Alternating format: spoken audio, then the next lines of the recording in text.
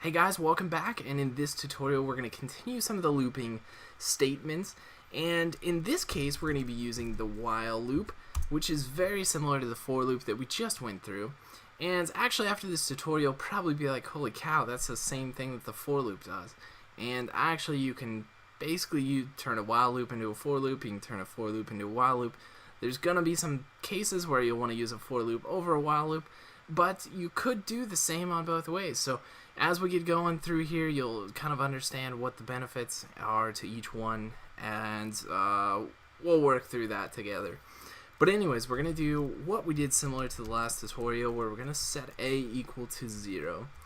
And the while loop is basically comprised of one condition, and this condition is going to be put in here as a parameter within the parentheses, whereas the for loop had 3 parameters that we established: initial value, then we also had the condition, and then we had the expression that was going to happen afterwards. In this case, we're just going to have the condition. So we're going to put something like a, as long as a is less than, whoops, wrong one, less than or equal to 7, this next part of the statement is going to happen. The next programming statement is going to happen. So right now it's set to 0, so we've got our initial value similar to the for loop. We've got our condition, so this loop is going to run continuously as long as a is less than or equal to 7.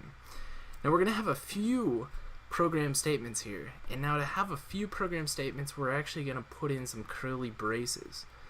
Without the curly braces you could only have one program statement and that would execute.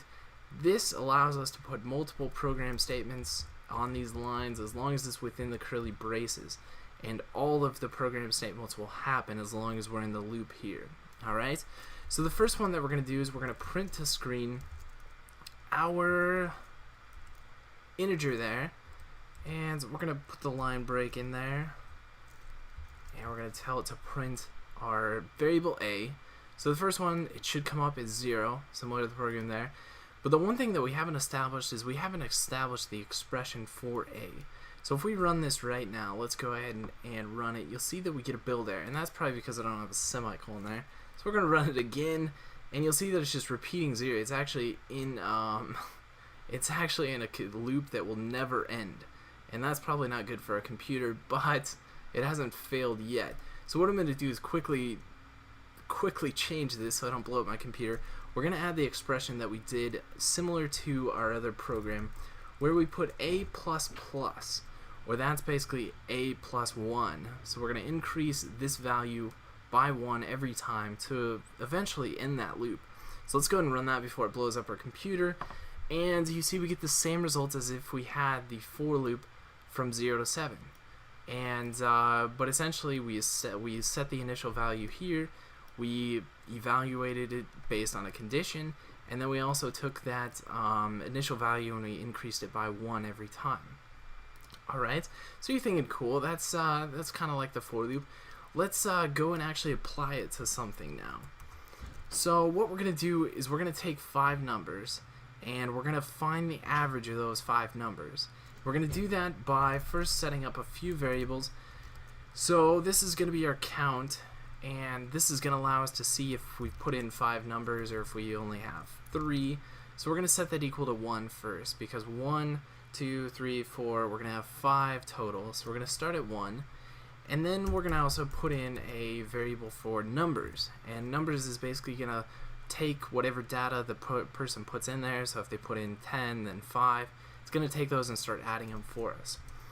We're also going to set up another variable called total, which that's going to hold all of the numbers together and then eventually divide by our whatever 5 numbers to get our average. And then we're going to have an average as well, and we're going to put this the data type and the average as a float, just in case there are some decimal places that come about. And so now what we're going to do is we're going to take our while loop, and we're going to put a statement similar to what we did in the last while loop, is count is less than or equal to 5. Okay, because like I said, we're going to evaluate 5 numbers that the person puts into those system. And so we're starting with 1, so 1's going to be 1, 2's going to be 2, 3, so on and so forth, until it hits 5. Once it hits 5, it's not going to accept any other numbers from our user at this point.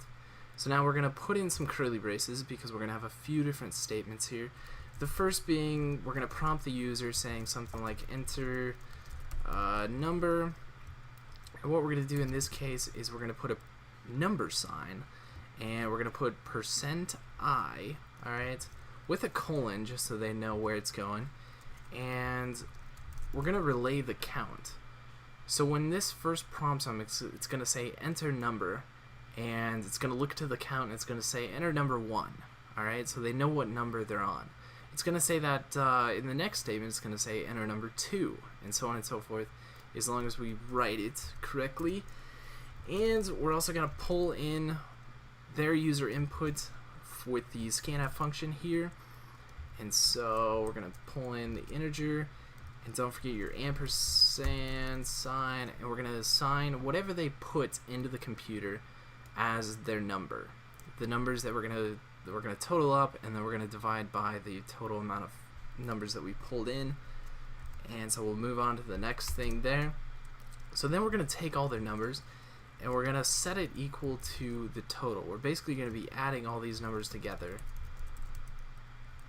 and setting them to the total here. Okay, so the first number will come in, and it'll be like 10 or something like that. So that 10 is going to add to the total, which the total we're just going to set to 0 for now. So 0 plus 10 equals 10. So now our total is equal to 10. Alright, then it's going to prompt them for for the second number there. Second number is, let's say, 15. So the 15 comes in plus the 10 that's already in there. So now our total is equal to 25. So you see how that's working so far within the loop?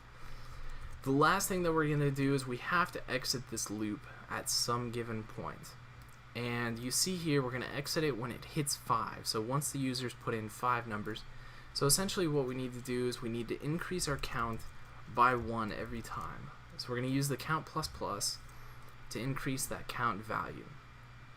Alright, so now once we have the total and we've exited our loop here, our while loop, once this hits the 5th number that they've received, it's going to exit the loop, and it's going to go down here to the next statement that we're going to put in. And that is essentially, we're going to establish our average variable as the total divided by, and in this case we're not going to do it programmatically, we're just going to put 5 because we know we're going to have 5 numbers coming in. And then what we're going to do is we're going to print this out to the screen, something like average equals %f. Now remember, the average is going to be a float value, so we're going to use %f there. And in this case, we're going to be calling for the average variable. All right, so that is going to be our program. So we're going to run that, see if we did everything correctly.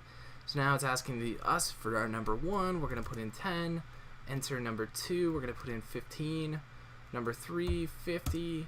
Number 4, 40. Number 5, let's put in like 70. And we should get what is the average of all of these 5 together, which is 37. I'm not going to check that because I don't even know, but that sounds about right.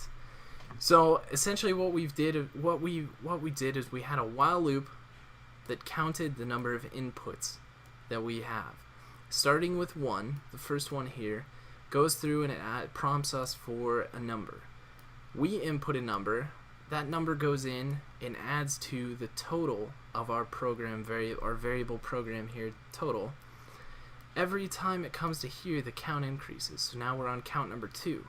Enter number, count number 2, we enter number, it goes in, totals. Once it gets to 5, it exits the loop. The average comes here, and the average is our total, which was totaling in here, divided by the total number of numbers to find the average, and then we simply output the average of those numbers and the total there. So that's just like a little program you guys can make to fully understand kind of the while loop. You can still do it with the for loop and all that stuff. So we'll catch you guys in the next tutorial.